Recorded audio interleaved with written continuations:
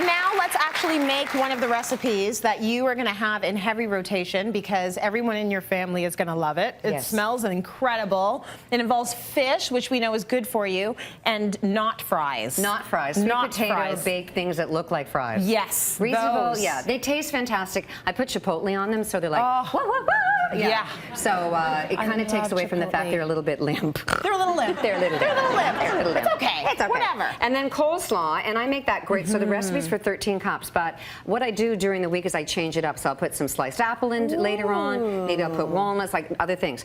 Now, just as a sidebar, I did not cost in for the 8667.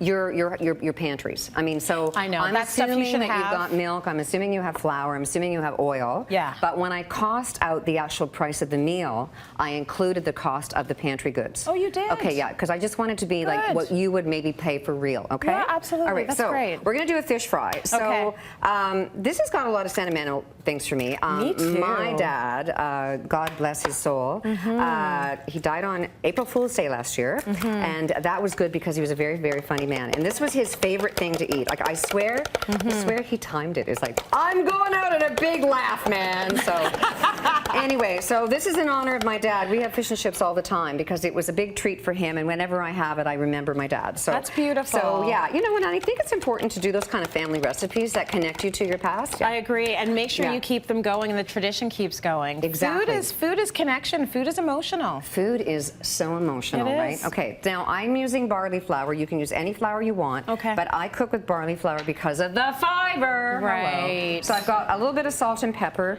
And now, because now at home I would wash my hands up, but this is going to be Guck City, so I'm going to use a glove.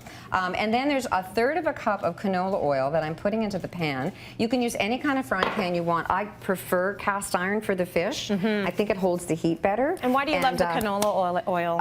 Well, many reasons. One, because of the omega-3 fatty acids, so it's heart healthy. For my dad is when I started using it. And the other one is that it has a high smoke point, so the fatty acid chain does not break down. Got it. Now this is for 2, so I'm going to dip it into the egg mixture first. Now you probably do this at home, but the big thing to make it crispier, and I tried lots of different ways, is to double do this. So we're going to put it in the flour, and then you do it one more time.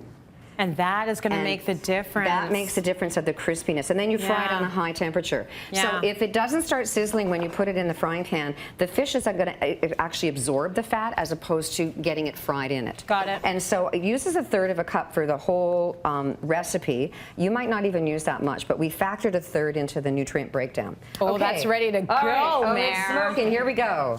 Oh, that beautiful sizzle. So I would do all of those. Yeah. And then, but before, now we're doing this out of order just because I want to show you how to flip it and everything. Yep. So down here, we're going to make the sweet potato, not fries, reasonable facsimile. And one of the ways to bump your nutrition up always is to scrub the peel really well, but to include the peel. Keep the peel on. It's so much better for you for fiber. And so, and my other rule for always showing how to do fries is always do it try to get a flat edge. So do not cut your hand off, obviously. Try not to. Try not to. It ruins the recipe. It just does not make you for a happy life. And look how fast that fish is going. So good. So these fries would have been in the oven already. Now here's the thing. You can make them as thick or small as you want, and it's going to affect on how fast they're going to cook in the oven, okay? It takes a while, though. It doesn't, but I'm cooking them at 450. So because I wanted to kind of flash cook them. Yeah. You know, I tried a whole bunch of ways, and you know, in my, not just for this show, but for my life, because we eat them all the time. And I find that the high temperature makes them a little bit crispier than a low one. Okay? Well, I was going to ask you that. Is there anything that you've found that might help make them a bit crispier? Well, if you bought a deep fryer, that would be the best. That would be the best. Don't tell me, okay? I don't want to know. Because, I know. You know, I mean, it's better to bake them and make them a little limp. It's fine. They still taste good. They taste great. Okay, now fish does not take a long time to cook. Watch out. I got you last time. Yep. I'm protecting you this time. We're good. I will be your shield. Nice. Look at that. And so beautifully done. I want to eat you. I want to eat it too.